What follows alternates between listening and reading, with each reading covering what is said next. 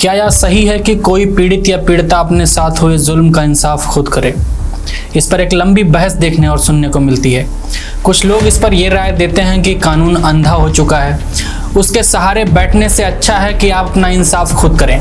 पर कुछ जानकार यह बताते हुए पाए जाते हैं कि कोई भी गुनाह, जुल्म इतना बड़ा नहीं होता कि कानून को अपने हाथ में लिया जाए।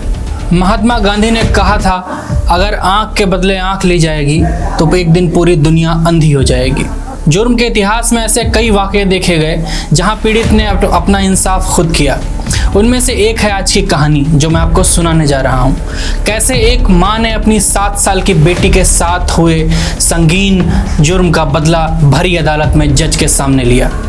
ऐसी मां जिसकी जिंदगी पर 1-2 नहीं बल्कि 3 फिल्में, 1 नाटक और 3 डॉक्यूमेंट्रीज भी बन चुकी हैं। नमस्कार, मैं हूं पीयूष और आप देख रहे हैं सुखनदान स्टोरीज। इस कहानी की मुख्य किरदार है मैरियन वाचमेयर। वेस्ट जर्मनी में रहने वाली मैरियन वाचमेयर की जिंदगी बहुत मुश्किलों से गुजरी। शुरू से ही घर में पैसे की तंगी थी, ऊपर से बाप भी शराबी था जो आए दिन अपना नशा व गुस्सा दोनों ही मैरियन पर उतारता था, उसको मारता पीटता था। इस सबसे तंग आकर मैरियन ने एक दिन अपना घर छोड़ दिया और किसी तरह घर से दूर अपना गुजर बसर करने लगी। जब मैरियन 16 साल की थी तब उसे किसी से प्रेम हुआ और इसी दौरान वो प्रेग्नेंट हो गई। बाद में मैरियन ने 2 बच्चों को जन्म दिया। जब ये खबर उसके पुरुष मित्र को पता चली तो वह मैरियन व उसके बच्चों को अपनाने से मुकर गया। पैसों की तंगी और कम उम्र होने की वजह से वो अपने बच्चों की देखभाल खुद कर पाने में असमर्थ थी, इसलिए हार कर मैरियन ने अपने बच्चों को एडॉप्शन के लिए दे दिया। 4 साल बीत गए। इस वक्त मैरियन एक पब में काम कर रही थी जहां उसकी मुलाकात एक लड़के से होती है। जो लड़का उस पब का मैनेजर था। दोनों में दोस्ती होती है और फिर यही दोस्ती धीरे धीरे प्यार में बदल जाती है। इसके बाद दोनों शादी कर लेते हैं। कुछ साल बीतते हैं। मैरियन एक फूल जैसी खूबसूरत बच्ची को जन्म देती है। मैरियन व उसका पति उस बच्ची का नाम एना रखते हैं। एना के पैदा होने के बाद उनकी जिंदगी एक साधारण मध्यम वर्गीय परिवार की तरह चलने लगती है, पर कुदरत ने मैरियन वाचमेयर की जिंदगी में खुशियां बहुत दिनों तक नहीं लिखी थी। लिहाजा मैरियन और उसका पति बहुत दिनों तक साथ नहीं रह पाते। रोज रोज की लड़ाइयों और नोक झोंक से तंग आकर दोनों अलग होने का फैसला करते हैं और उनका तलाक हो जाता है। 2 बच्चों और 2 पार्टनर्स को खो चुकी मैरियन का इस समय दुनिया में अगर कोई बचा था तो वो सिर्फ एना थी। अब मैरियन खुद काम करती थी और एना की देखभाल भी करती थी। मैरियन रात भर बाहर रहती और दिन में घर आकर अपनी नींद पूरी करती। एना का ज़्यादा वक्त जो था वो घर पर अकेले ही बीतता था और घर पर अकेले होने की वजह से एना को रोज़मर्रा की ज़िंदगी में बहुत सारे फैसले खुद लेने पड़ते थे। नतीजतन एना जो थी वो अपनी उम्र से ज़्यादा समझदार हो गई थी। 7 साल की एना का ज़्यादातर वक्त जो था वो अपने आसपास रहने वाली पालतू बिल्लियों के साथ बीतता और नाचने गाने में गुजरता। मैरियन और एना की ज़िंदगी कम पैसे होने के बावजूद खुशी खुशी बीत रही थी, पर फिर उनकी ज़िंदगी में आता है वो दिन जिसने मैरियन की पूरी ज़िंदगी 360 डिग्री पलट कर रख दी। साल आता है 1980 का।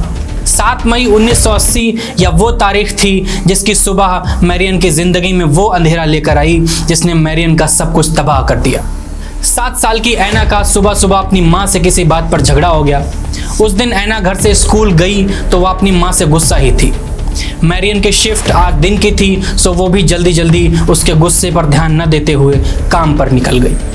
एना दोपहर में स्कूल से जब वापस आई तो उसने फ्रिज से खाना निकाला, गर्म किया, खाया। उसके बाद मैरियन के आने में अभी भी बहुत टाइम था। ये सोचकर एना रोज़ की तरह पड़ोस में खेलने निकल गई, इस बात से बेखबर कि अब वो कभी भी घर वापस नहीं आएगी। शाम को जब मैरियन वापस आई तो उसने देखा कि एना घर पर नहीं है। आसपास पूछताछ भी की, काफ़ी देर तक इंतज़ार भी किया, पर एना का कोई पता नहीं चला। देर रात मैरियन ने पुलिस स्टेशन का रुख किया और एक मिसिंग रिपोर्ट दर्ज कराई। पुलिस ने भी एना को ढूंढने की बहुत कोशिश की, पर एना का कुछ भी पता नहीं चला। इधर मैरियन बहुत परेशान हो रही थी। कुछ दिन बीते। एक रोज़ एक आदमी जो कि मैरियन की कॉलोनी का ही था पुलिस स्टेशन पहुंचता है और एना के बारे में जानकारी होने का दावा करता है। वो कहता है कि उसे एना के पड़ोस में रहने वाले क्लास ग्रेबोस्की नामक आदमी पर शक है, जो कि यौन अपराध के मामले में पहले भी जेल जा चुका है। क्लास ग्रेबोस्की वो आदमी था जिसने अपने पिछले यौन अपराध के मामले में सजा से बचने के लिए खुद को डॉक्यूमेंटेड नपुंसक साबित कर रखा था। उस आदमी की निशानदेही पर पुलिस जो है वो क्लास ग्रेबोस्की को गिरफ्तार करती है। शुरुआती पूछताछ में वो कुछ आनाकानी करता है, पर बाद में सख्ती से पूछताछ करने पर वो उस दिन की पूरी कहानी बताता है। उस दिन एना उसे कॉलोनी की सड़क पर खेलती हुई मिली थी। उसने एना से बात की और घर चलने के लिए कहा। एना जो थी वो ग्रेबोस्की को पहले से जानती थी, तो एना ने भी कोई एतराज नहीं किया और उसके साथ घर चली गई। अब ग्रेबोस्की एना को घर ले गया और वहां उसने एना के साथ यौन शोषण किया। किसी को पता चल जाने के डर से उसने एना की हत्या भी कर दी। हत्या करने के बाद उसने एना के शव को कार्डबोर्ड के एक बक्से में डालकर पास की ही एक नहर में फेंक दिया। पर यह मामला जैसे ही अदालत में गया तो ग्रेबोस्की ने एक नई कहानी बताई। उसने कहा कि एना ने उसके साथ यौन संबंध अपनी मर्जी से बनाए थे, पर बाद में वो उसे ब्लैकमेल करने लगी, इसलिए उसने गुस्से में आकर एना को मार दिया। बात देश की मीडिया से होते हुए इंटरनेशनल मीडिया तक पहुंची। हर तरफ लोगों में गुस्सा था।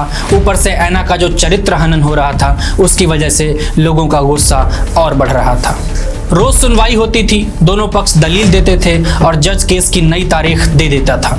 एक दिन सुनवाई के दौरान ग्रेबोस्की के वकील ने एक नई दलील दी और कहा कि योर ऑनर, नपुंसकता के इलाज के चलते ग्रेबोस्की का हार्मोनल संतुलन काफी बिगड़ गया था, जिसकी वजह से उसे भयंकर गुस्से के दौरे भी पड़ते थे। उस दिन भी जब एना ने मेरे क्लाइंट को ब्लैकमेल किया तो उसे गुस्से का दौरा पड़ा और उसने एना को मार दिया। तो ये एक गैर इरादतन हत्या का मामला है। मैरियन वहां बैठी ये सब सुन रही थी और ये देख रही थी कि जज पर भी इस दलील का भारी असर पड़ रहा है। मीडिया के अनुसार, अखबारों के अनुसार ये भी संभव था कि ग्रेबोस्की एक बार फिर छूट जाए। इन खबरों का मैरियन पर भारी असर पड़ा।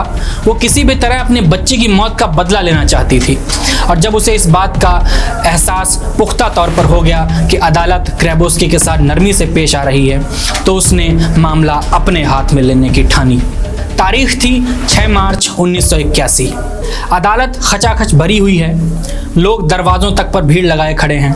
मैरियन भी सुनने वालों में सबसे पीछे खड़ी है। उस दिन मैरियन ने काले रंग का एक लॉन्ग कोट पहना हुआ था और उसके दोनों हाथ कोट की जेब के अंदर थे। लंच के बाद सुनवाई शुरू होती है। अब तक भीड़ और ज्यादा बढ़ चुकी थी। मैरियन अभी भी उस जगह पर खड़ी थी। क्लास ग्रेबोस्की, जो कि मुजरिम था, वो कटघरे में खड़ा था। जैसे ही जज साहब अपनी कुर्सी पर आकर बैठते हैं और सुनवाई शुरू करने का आदेश देते हैं, मैरियन अपनी जेब से 1.22 कैलिबर की बेरेटा नामक पिस्टल निकालती है और ग्रेबोस्की की तरफ तान देती है।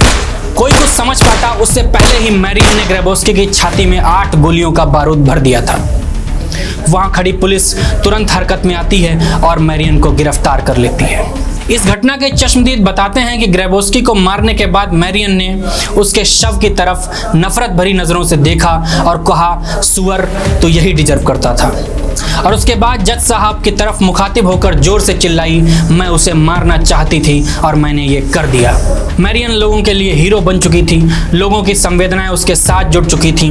उसके केस की सुनवाई के दौरान लोग कोर्ट के बाहर खड़े होकर नारे लगाते थे, मैरियन हम तुम्हारे साथ हैं, हम तुम्हारे साथ हैं। बाद में मैरियन की रिहाई के लिए 15,000 लोगों ने अदालत को खत लिखे, पर अदालत इस वजह से कि लोगों ने खत लिखे हैं, लोगों की संवेदनाएं उसके साथ हैं, उसे रिहा नहीं कर सकती थी। पर फिर भी अदालत ने मैरियन के साथ नरमी बरतते हुए उसे मात्र 6 साल की सजा सुनाई और बाद में 3 साल में ही जेल से रिहा कर दिया। रिहा होने के बाद मैरियन ने देश छोड़ दिया, अनजान देश में रहने लगी।